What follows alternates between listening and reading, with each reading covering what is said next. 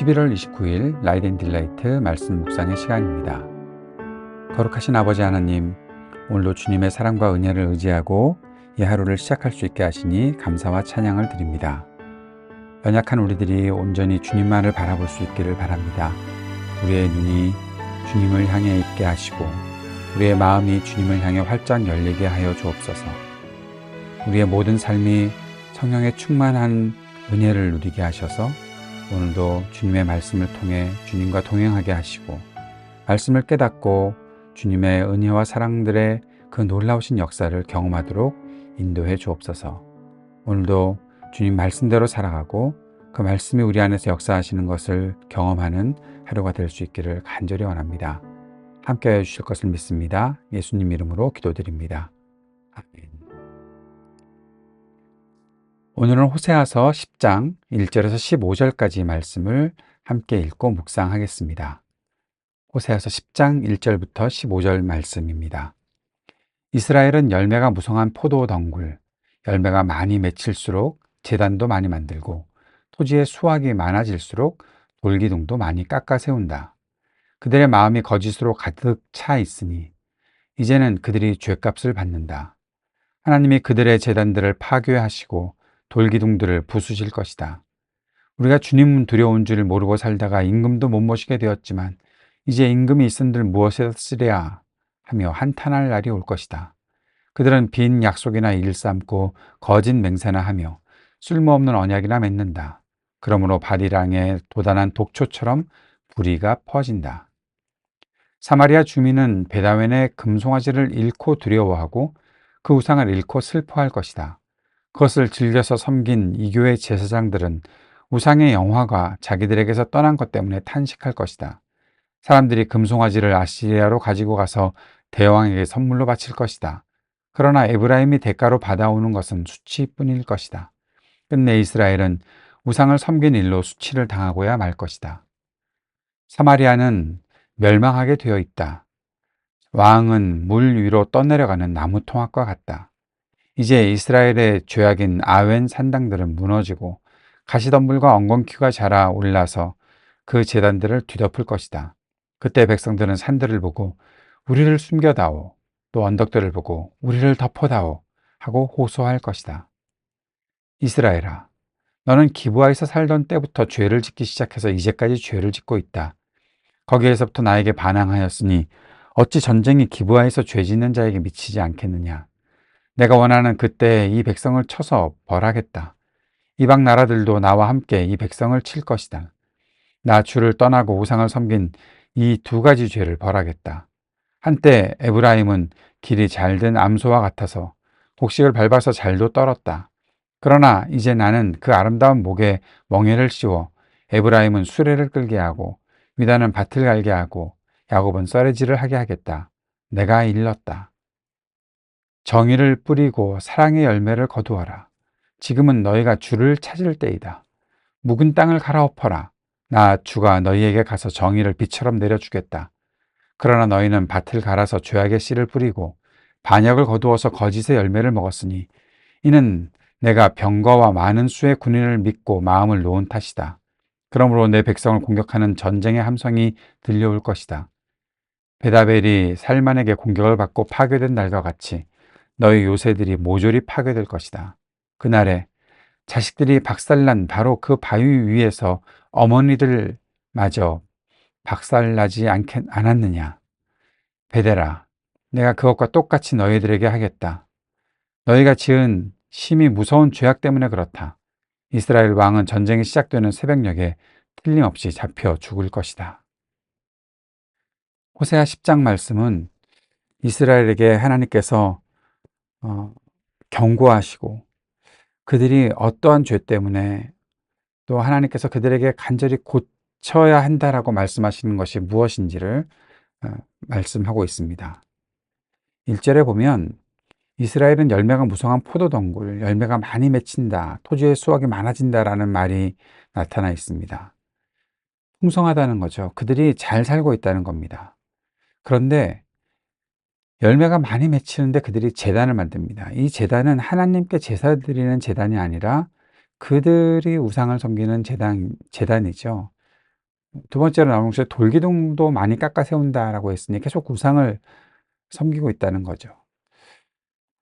많은 것들을 얻고 있는데, 수확이 많아지고 있는데, 풍성한 삶을 살아가고 있는데, 그것이 하나님께서 우리들에게 주시는 복이다라고 생각하지 않고, 그들은 계속해서 우상에게 기울어져 있다는 겁니다. 우상을 섬기는 일들을 한다는 거죠.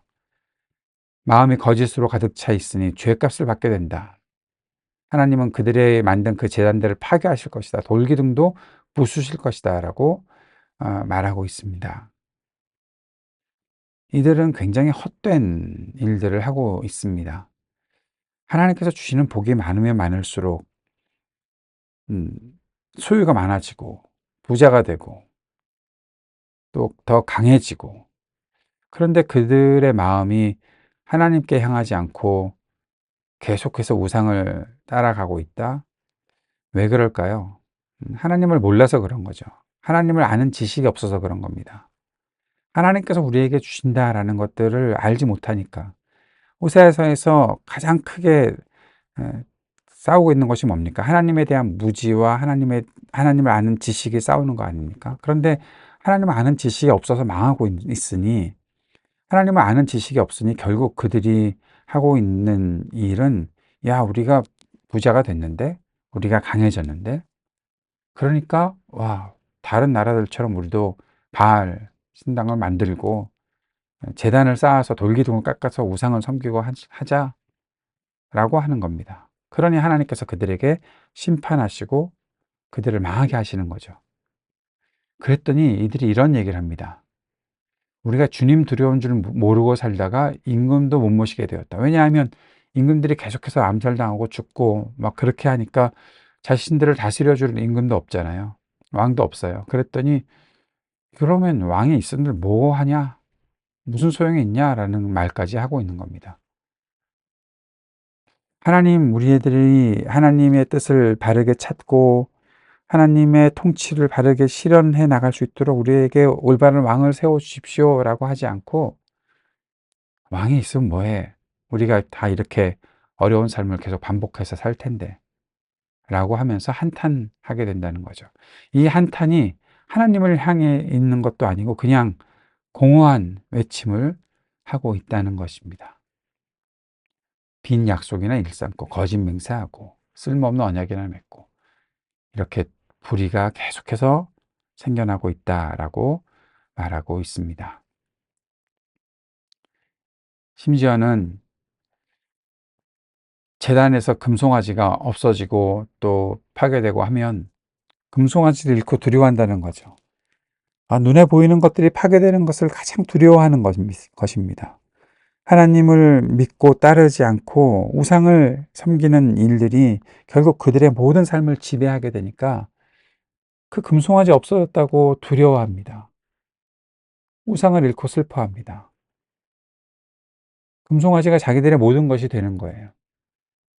그것을 가지고서 이방 나라에게, 더 강한 나라에게 선물하고 거기서 뭔가 대가를 받아올 거라고 생각을 하는데 결국 그 모든 것이 수치밖에는 되지 않거든요. 이스라엘 다스리는 왕들은 그냥 아무것도 못하는 채로 7절에는 무리로 떠내려가는 나무 토막 같다라고 말할 정도로 그들이 그렇게 타락해 가고 있고 아무것도 힘이 없는 허무에 굴복한 사람들이 되어버리고 마는 것이죠. 산들이 자기들을 숨길 줄로 알고 언덕들이 자기들을 보호할 줄로 알고 그냥 그 마음이 도저히 하나님을 찾는 마음이 아닌 모습들이 나타나고 있습니다. 이 모든 것이 어디서부터 왔는가? 사사기 시대에 있었던 사사기 19장에서 21장까지 있는 기브아에서의 범죄, 이스라엘 백성이 결국 자기들끼리 싸우게 되고 하나님을 찾지 않고 결국 모든 것이 혼란에 빠져 있고 허무에 굴복한 삶을 살아가는 모습들, 그때부터 시작하는 이 죄가 아직까지도 이 죄가 반복되고 있다라고 하나님은 말씀하십니다. 그리고 두 가지를 정리해 줍니다. 그들이 범했던 두 가지 죄, 하나님을 떠나고 우상을 섬긴다. 이 두 가지 죄는 항상 같이 있습니다. 하나님을 떠나면 우상을 섬깁니다. 우상을 섬겼기 때문에 하나님을 떠나는 것과 뭐 다른 바가 없죠. 세상의 마음을 뺏기고 눈에 보이는 것에 마음을 뺏기고 하나님 의지하고 살아가야 하는 그 마음이 하나도 없는 상태가 되어서 결국 하나님은 그들을 벌하시고 계십니다. 하나님께서는 이렇게 말씀하셨습니다. 11절 마지막에 내가 일렀다 라고 말씀하시면서 어디까지 이어지나 하면 정의를 뿌리고 사랑의 열매를 거두어라. 지금은 너희가 주를 찾을 때이다. 묵은 땅을 갈아엎어라. 나 주가 너희에게 가서 정의를 비처럼 내려주겠다. 미가서 6장 8절의 말씀과 연결되죠. 같은 시대에 있었던 말씀이니 그렇겠죠. 하나님께서 사람아 내가 너희에게 말한 것이 있지 않느냐? 공의를 행하고 인자 loving kindness 그 인애를 실천하고 겸손히 내 하나님과 동행해라. 하나님을 찾고 하나님과 함께 있어야 하지 않겠느냐라고 말씀하셨던 것이 오늘 호세아 10장 12절에서는 정의를 뿌리고 사랑의 열매를 거두어라. 너희가 주님을 찾을 때다. 그러면서 하신 말씀이 묵은 땅을 갈아엎어라. 묵은 땅을 갈아엎어라. 지금까지 했던 일들은 그들에게 묵은 땅이었습니다. 지금까지 했던 일들은 그들에게 결국 아무 열매도 맺지 못하는 묵은 땅이 되었던 것입니다. 죄가 계속 뿌려지고 있었으니, 거짓만 있었으니, 거짓의 열매, 결국 열매가 아닌 거죠. 진짜 먹고 그것을 통해서 삶을 살아갈 수 있는 그런 공급의 힘이 전혀 없는 거죠. 아무것도 나타나지 않는 그 땅, 뭔가 하고 있기는 한데 전혀 아무것도 얻을 수 없는 그 모습이 이스라엘 백성에게 있었고 그것을 가리켜서 하나님께서는 묵은 땅이다 말씀하신 것입니다. 우리에게 있어서 묵은 땅은 무엇일까요? 한번 생각해 보았으면 좋겠습니다. 내가 뭔가 잘하고 있는데 묵은 땅이 될 수도 있습니다. 하나님이 원하시는 일들이 없으면, 정의가 없고 사랑이 없으면, 결국 하나님을 찾지 않으면 그것은 다 묵은 땅이 될 수밖에 없고 그것은 다 박살나게 될 것입니다. 공허하게 될 것입니다. 파괴될 것입니다. 우리가 이런 일들을 경험하지 않기를 바랍니다.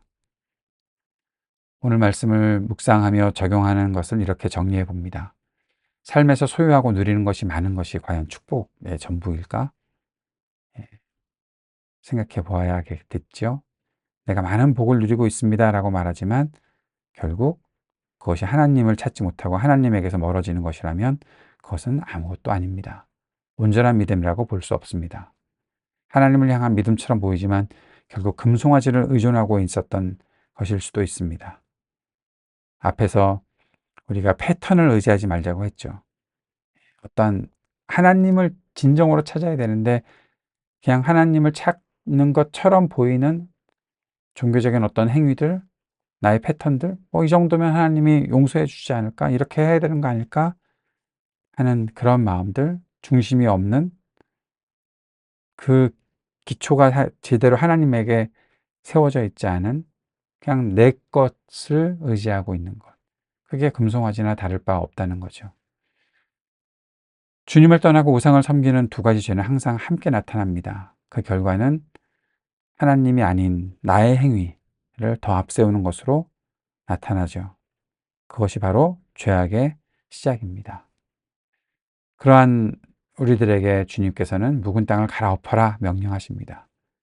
묵은 땅을 갈아엎어야 정의가 뿌려지고 사랑의 열매가 거두어질 수 있다. 우리에게 남은 묵은 땅을 갈아엎어야 하겠습니다. 우리가 갈아엎어야 하는 묵은 땅은 무엇일까요? 오늘 그것을 조금 더 깊이 성찰해 볼 수 있었으면 좋겠습니다.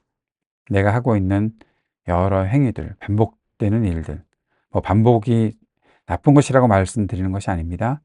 하나님 중심이 아닌 내 중심의 일들을 계속 해나가는 것, 그것은 결국 우리가 만들어내는 묵은 땅, 거기에서는 아무런 열매도 맺혀지지 않습니다. 그 사실을 기억하고 오늘 주님 앞에서 내 자신이 새로워질 수 있기를 바랍니다. 주님께서 가르쳐 주신 기도 함께 드리겠습니다. 하늘에 계신 우리 아버지, 아버지의 이름을 거룩하게 하시며 아버지의 나라가 오게 하시며 아버지의 뜻이 하늘에서와 같이 땅에서도 이루어지게 하소서. 오늘 우리에게 일용할 양식을 주시고 우리가 우리에게 잘못한 사람을 용서하여 준 것 같이 우리 죄를 용서하여 주시고 우리를 시험에 빠지지 않게 하시고 악에서 구하소서. 나라와 권능과 영광이 영원히 아버지의 것입니다. 아멘.